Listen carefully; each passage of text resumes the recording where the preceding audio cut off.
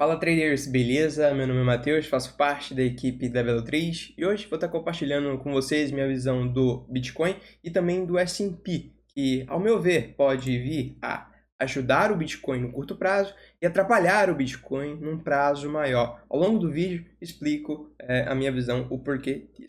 Então bora lá, começando aqui com o Bitcoin.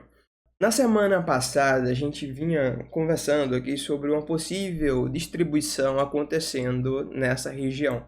Não saímos ainda da mesma faixa, né? A gente vê aí nos últimos dias, basicamente, um range de lateralização, onde o preço forma fundos e topos nos mesmos níveis. E dentro de um range, a gente busca, né, comprar um terço abaixo e tá vendendo um terço acima.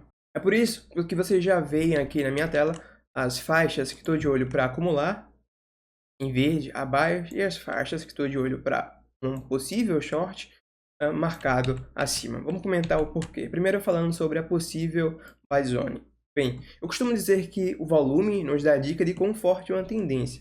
E a gente teve um volume até que interessante aqui, rompendo esse padrãozinho.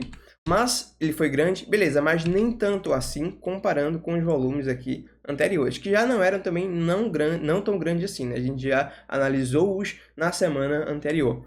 Então, isso me faz acreditar que a gente eventualmente pode tentar alguma coisa aqui acima ainda desses topinhos dos 17.400 por ali. Então, nesse momento, eu fico atento a essa retração aqui, que tem algumas confluências interessantes para a gente buscar compra abaixo. Primeiro, a gente vai estar vindo aqui nesse nível de 0,618 de Fibo. Segundo, retestando ali o ponto de controle do range. Terceiro, a gente vai ter essa LTA desse padrão bearish aqui também sendo retestada, além de ser o fundo do range. E ao meu ver, se a gente vem nessa região, a gente tem um stop claro, né?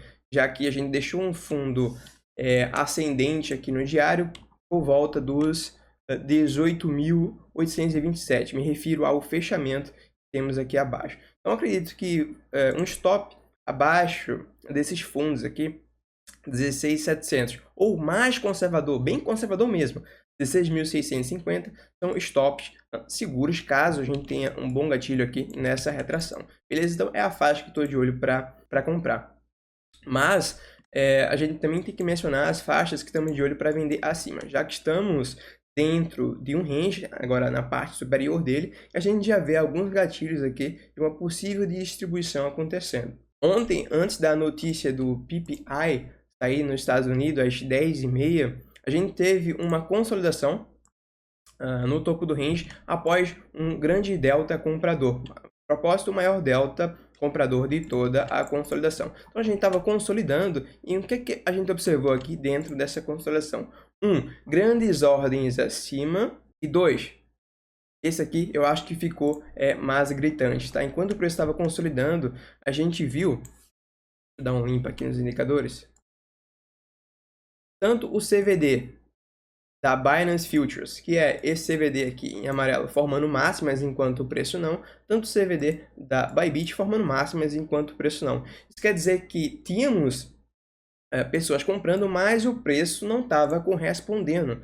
Ou seja, essas ordens que estavam acima, tanto aqui acima quanto mais coladas aqui, estavam sendo executadas. Então, se a gente está tendo uma força compradora, porém o preço não corresponde, significa que provavelmente temos uma baleia distribuindo na região, e foi o que aconteceu. A gente teve uma rejeição. O preço até chegou a fazer um falso rompimento ali e já veio abaixo. Mas, detalhe, mencionamos aqui o CVD. Porém, o CVD, em especial da Binance Futures, ele não só formou uma divergência bearish aqui nessa consolidação menor. Se a gente observa aqui, eu deixei agora ele isolado num prazo maior, desde a semana passada a gente vem rompendo topos, enquanto o preço não está rompendo, tá? Então, isso me faz acreditar que estamos tendo uma absorção, uma distribuição nessas regiões aqui acima.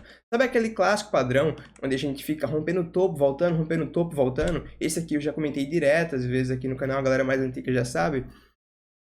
E deixando altos volumes acima, bem, a gente também vem formando esse padrão no Bitcoin, né? Observa, rompemos um topo aqui anterior, devolveu, novamente, rompeu, devolveu, rompeu, devolveu, rompeu, devolveu.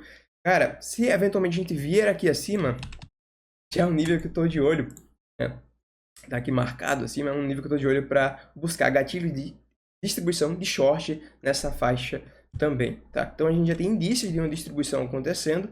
Então são essas as faixas que eu vou estar atento para vender acima.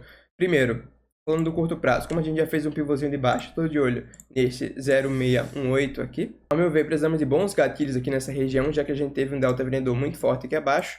E a segunda faixa acima dos topinos anteriores. A propósito, é onde a gente também tem bastante ordens por aqui já se acumulando acima. Então, provavelmente, a gente vai continuar aí durante esse final de semana com o preço navegando dentro desse range. E essas são as faixas que vou estar de olho para operar. Ao meu ver, a gente sim está desenhando esse padrão de bearish rising edge e é bem provável que a gente venha a rompê-lo para baixo. Mas nada impede a gente estar fazendo uma operação comprado aqui nesses níveis abaixo ainda, beleza? Então, em relação ao Bitcoin, essa é a minha visão. Agora compartilhando com vocês a minha visão do S&P, que não está nada legal. Vindo aqui para o S&P, bem, a gente vem numa tendência de baixa no prazo maior, correto? Estou no tempo gráfico aqui do 4 horas. E chegamos na LTB do prazo maior e já tivemos uma rejeição. A propósito, temos aqui já uma tentativa de mudar a estrutura do preço, que nos últimos dias a gente via numa tendência de alta, agora a gente já forma aqui dois fundos descendentes. E, eventualmente, caso a gente segure nesse nível aqui de suporte, provavelmente a gente vai ter um pullback nos direcionando aí ao 0,618 dessa onda impulsiva aqui de baixo. Eu estou bem atento a esse nível aqui dos 4.030, é basicamente uma região que tem muitas confluências. Primeira, resistência, possivelmente, se a gente vier aqui, a gente tem uma possibilidade de formar um ombro, cabeça, ombro. Então, temos o nível de resistência, em confluência com 0,618, segunda confluência. Terceira confluência, se a gente vier aqui, vai ser o reteste da LTA rompida. Essa LTA só se apresenta dessa maneira se estiver com a escala logaritmo ativa. E também vai ser o reteste aí da EMA 200 do diário, né? Famosa EMA 200, onde o preço rejeitou aqui e continuou a queda. E tivemos aqui um falso rompimento. Então, temos diversas confluências para essa região ali dos 4.020 pontos. Sabe a frase que eu falei aí no início do vídeo? O S&P pode ajudar o Bitcoin no curto prazo e atrapalhar num prazo maior? Bem, me refiro a isso porque estamos numa faixa de suporte, correto? Esse nível é dos 3.900. Acho muito difícil a gente fazer um movimento direto aqui de baixa. Mas não duvido, tá? Não vamos duvidar do S&P. Porém, essa região aqui de suporte é uma região que, olhando para o passado, o S&P costuma fazer diversos falsos rompimentos e formar um pullback em seguida. Eu trouxe 3 exemplos aqui, mas a gente pode encontrar diversos outros, caso a gente pare aqui alguns minutos para observar o gráfico do S&P. Mas observa isso, é um padrão clássico. Esse que a gente perde o suporte, capta a liquidez abaixo e forma um pullback. Mais uma vez, eu deixei marcado aqui, olha esse segundo movimento, capta a liquidez vindo abaixo do suporte, faz pullback antes de continuar a queda.